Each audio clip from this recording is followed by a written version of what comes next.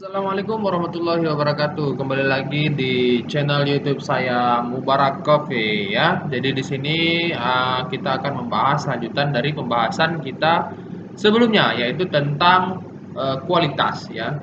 Ah, ada 8 langkah ya supaya kamu bisa menentukan ataupun mencapai target ataupun sasaran daripada pekerjaan-pekerjaan yang akan kamu lakukan dan mencapai kualitas tertentu yang ingin kita capai. Masuk ke poin yang pertama yaitu menentukan persoalan. Nah, di sini seorang manajer atau seorang pemimpin harus bisa menganalisa masalah-masalah yang ada di lapangan ya. Untuk apa? Untuk menjaga ataupun meningkatkan kualitas daripada suatu pekerjaan ya. Baik itu kualitas daripada produk maupun jasa dan lain sebagainya. Nah, yang kedua adalah menetapkan target. Nah, setelah kita menentukan persoalan, tentu kita punya target dong untuk menyelesaikan permasalahan tersebut. Nah, target yang digunakan disesuaikan dengan kemampuan kita ataupun dengan sumber daya yang ada, sehingga kita mampu menyelesaikan menetapkan target tersebut mampu diselesaikan dengan perencanaan yang matang. Kemudian analisis penyebab ya. Yang ketiga adalah analisis penyebab. Nah, banyak cara ya, di antaranya ada eh, fishbone diagram ya.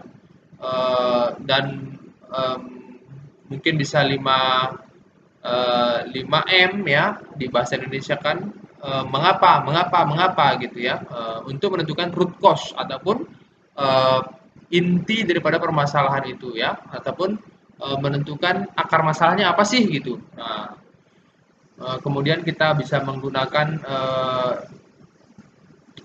ada fishbone itu ada metode ya, bisa jadi dari man-nya ataupun orangnya ya, ataupun dari mesin, dari peralatannya ataupun equipment ya, kemudian ada dari metode ya, sistem ya, juga menentukan bagaimana sistem yang baik untuk menentukan ataupun target untuk menyelesaikan masalah tersebut ya. Ataupun bisa menggunakan root cause analysis ya. Kemudian dijawab dengan correction, tindakan perbaikan, dan corrective action ya, ataupun tindakan perbaikan ataupun pencegahan. Bahkan kalau di yang terbaru sudah di upgrade lagi menjadi corrective action ya. Setelah corrective action itu ada preventive action ya. Nah, itu nanti di video berikutnya mungkin kita akan bahas. Nah, setelah menentukan masalahnya, setelah kita analisa penyebabnya, kemudian kita merencanakan perbaikan ya.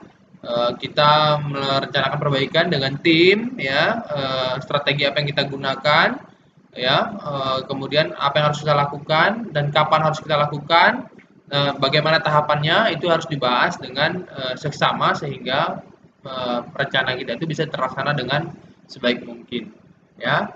Kemudian melaksanakan perbaikan, kita eksekusi ya, kita lakukan perbaikan dengan perbaikan ada dua ya, yaitu perbaikan cepat ya untuk menyelesaikan masalah itu sendiri. Kemudian ada perbaikan jangka panjang ya, yaitu dengan sistem pencegahan ya, memperbaiki sistemnya. Kemudian yang keenam, kita mengevaluasi kerja kita ya, bagaimana kerja kita itu dievaluasi sehingga kita tahu bagian-bagian mana yang perlu diimprove atau yang masih kurang untuk segera ditutupi atau diperbaiki. Dan kemudian yang ketujuh adalah standarisasi.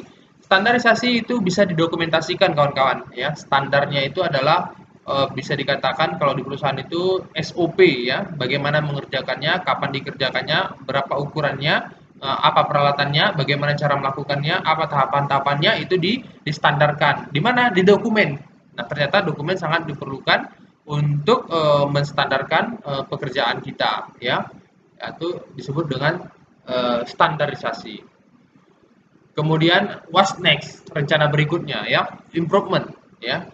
Nah, ini juga menjadi poin penting untuk menentukan kualitas, bagaimana kita meningkatkan kualitas sehingga kita tahu apa yang harus kita lakukan berikutnya. Ya, tentu akan ada peluang-peluang perbaikan ya. Ataupun jika ada terjadi kesalahan berulang, maka tentu kita harus melakukan perbaikan-perbaikan berikutnya ya.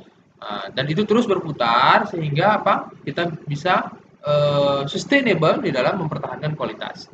Itu saja untuk pertemuan kali ini dan video singkat ini semoga bermanfaat bagi kamu ya, baik itu di sebagai pengusaha ataupun quality management system, manager, leader dan yang lain-lain. Semoga bermanfaat dan bisa diambil pelajarannya.